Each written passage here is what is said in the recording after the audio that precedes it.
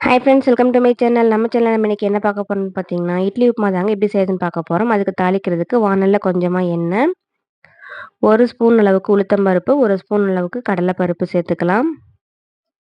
இப்ப அது கூடவே ஒரு 1/4 ஸ்பூன் அளவுக்கு கடுகு சேர்த்துட்டு, இது எல்லாத்தையும் நம்ம நல்லா பொரிய விட்டுறலாம்.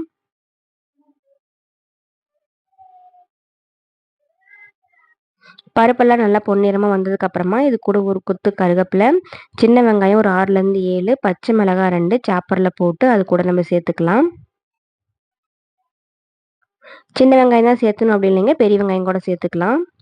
நான் டேஸ்ட் நல்லா இருக்குன்றதுக்காக சின்ன வெங்காயம் சேர்த்துருக்கேன். இப்போ இது எல்லாத்தையும் நல்லா வதக்கி விட்டதுக்கு அப்புறமா, தேவையான அளவுக்கு கொஞ்சமா உப்பு, 1/4 ஸ்பூன் அளவுக்கு மஞ்சள் தூள் சேர்த்து நல்லா கலந்து விட்டுறலாம்.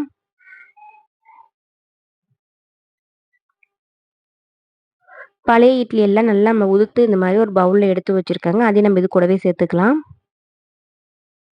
இப்போ இட்லி எல்லாம் சேர்த்துட்டு நல்லா மிக்ஸ் பண்ணி விட்டுட்டோம்னா, சூப்பரான இட்லி உப்புமா தயாருங்க. கண்டிப்பா நீங்களும் உங்க வீட்ல இதே மாரி ட்ரை பண்ணி பார்த்துட்டு எப்படி இருக்குன்னு மறக்காம கமெண்ட்ல சொல்லுங்க. இந்த வீடியோ உங்களுக்கு பிடிச்சிருந்ததுன்னா நம்ம சேனல மறக்காம சப்ஸ்கிரைப் பண்ணிட்டு லைக் பண்ணிக்கோங்க. Thank you.